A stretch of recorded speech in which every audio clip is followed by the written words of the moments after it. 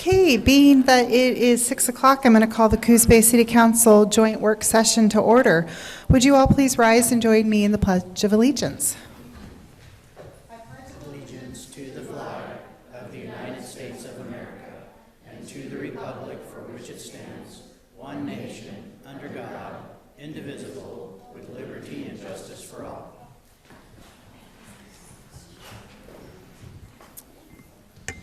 We have, it looks like Councillor Matthews is online this evening, and Mayor Benetti, it sounds like Councillor Cribbins, Councillor Stevensons, and Councillor Farmer. Oh, Councillor Farmer's just joining us.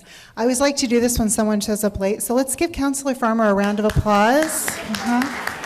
Only 1 minute, Drew.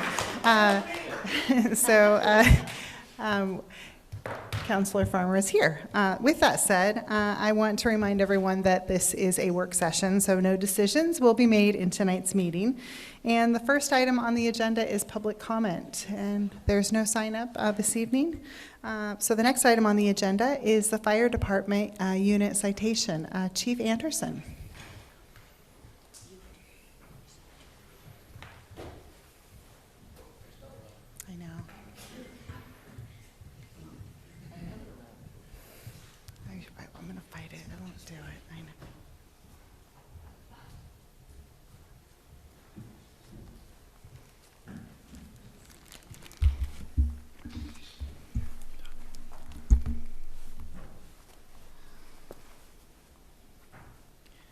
So I'd like to start with a brief PowerPoint presentation. Take 15 minutes, half an hour.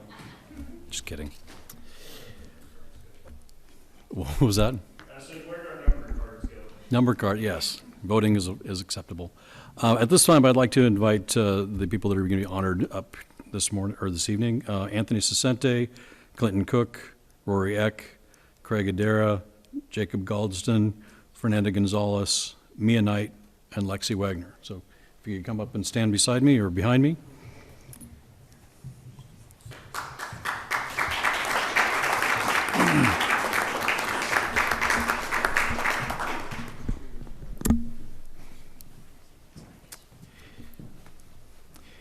In the early morning hours of May 2nd of this year, the fire department responded to a house fire in the Eastside neighborhood. When they arrived on the scene, the officer in charge, Lieutenant Anthony Cicente, heard a man yelling for help from within the house. Victim number 1 was confined to a wheelchair and was unable to move further than the living room. While hose lines were being deployed, Lieutenant Cicente and firefighter Rory Eck assisted victim number 1 from the living room to safety.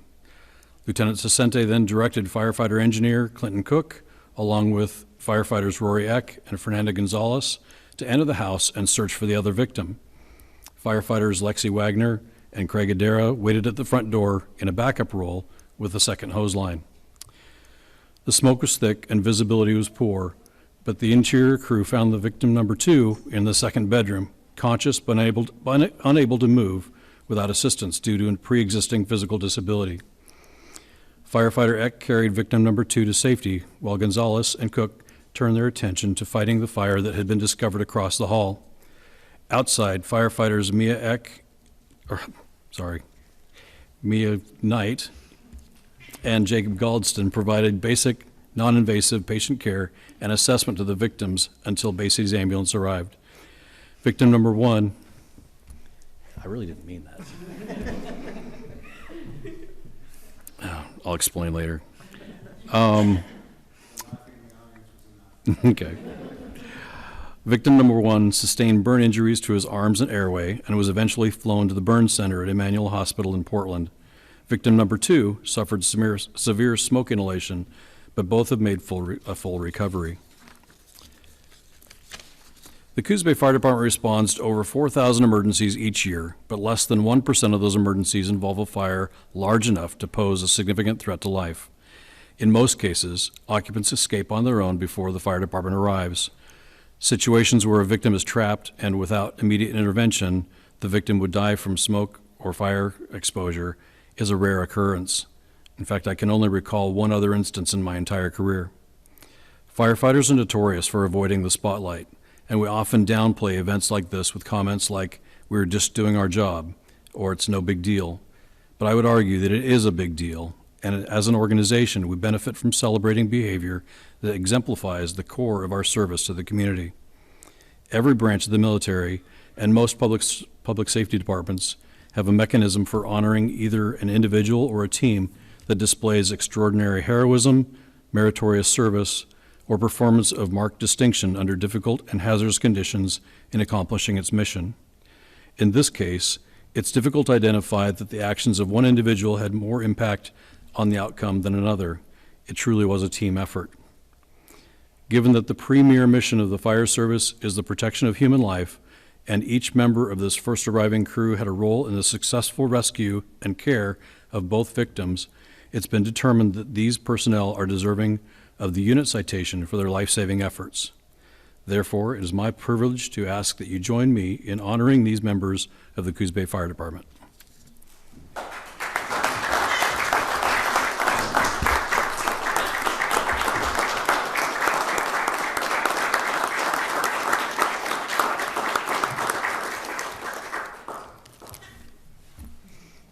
So, Engineer Clinton Cook. Thank you. Firefighter Mia Knight. Brigadera. Firefighter Jacob Galdston. Thanks. Firefighter Rory Knight. Firefighter Fernando Gonzalez. Firefighter Alexander Wagner. And Lieutenant Anthony Sasaki.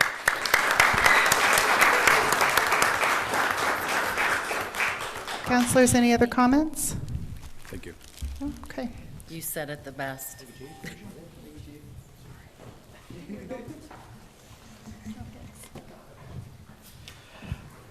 Okay, the next item on, and the last item on this evening's agenda is the quarterly update of the 2023-2025 goals. I would like to let everyone know Councillor Cribbins has joined us. I gave Councillor Farmer a rousing and a standing ovation with lots of clapter when he arrived late, so I'm doing now the same for you. Feeling a little silly at a work session, so thank you for being here, Councillor Cribbins. With that said, I will now turn it over to the city manager for an update on goals. Thank you. So the City Council undergoes a biennial goal-setting process. We're, by the way, going to be walking into that very soon, this coming January. In this last session, we determined that a reporting out would be helpful both for the City Council and also something we can share with the community. We missed the last quarter, just timing, didn't get it on in front of you at the work session in March, so we're handling kind of a dual quarter update. I intended to highlight 5 items, but when I went through it, we're doing 15, so I'm going to be quick. The first item, and I don't know if we want to have a rundown of the goals. I think we already kind of maybe know that, but so I'm just going to talk about completion. So Juneteenth celebration last week, we had a role in that with the sponsorship, and the library staff participated in an event that was held at the Black Market Gourmet. They did some drumming there.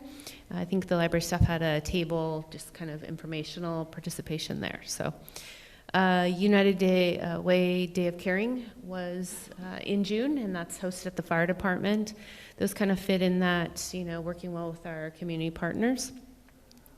The fire tower had their grand opening at SWAC. That happened, gosh, did I keep track of that date? I believe early June. That was another item that the city made a pledge for financial support to get that in place. We understand the benefit that has to our fire department and all the other local agencies. We had the first day for our economic revitalization administrator was yesterday. She is here, housed happily, and started yesterday. She will probably come before you at the July meeting, so you can meet her. She comes to us from West Lynn. You may have heard, either because you were around and or people are calling you, but pilings are going in at Plant 1. A little bit of noise with that, but it just means progress.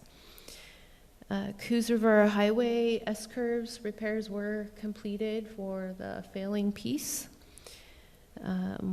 The Parks Commission added the bike ped path kind of focused position in this last bit with a huge effort towards getting the Safe Routes to School grant award, and progress kind of going on that, moving forward with a community group to kind of discuss that. 3rd and Central parking lot, done. 2nd Street and Curtis parking lot, also completed with some restriping through there. Regarding the library efforts for new facility, we did the May advisory vote, and location was decided just recently this month. You all decided on the downtown location. That gives us marching orders for walking into November. Dispatch center expansion was completed. I think most of you got opportunity to walk through that to see that space. MUPD, the multi-unit property tax exemption, was completed in April, so that has been codified, and we are ready to roll that out this fall with potentially, hopefully we'll have some applicants and interest. Livability Committee stood up and meeting regularly, going to be tackling our camping ordinance coming up, just looking at that again. 4th of July coming up, we'll kick off our 150th birthday celebration. So there's been a lot of work underway with the Downtown Association, the History Museum, again, the community partners piece. And then finally, I was going to close out with a newsletter. We are at 6,574 subscriptions. We have about a 62% engagement rate. And each of those subscribers can pick and choose topics that they wish to receive information on.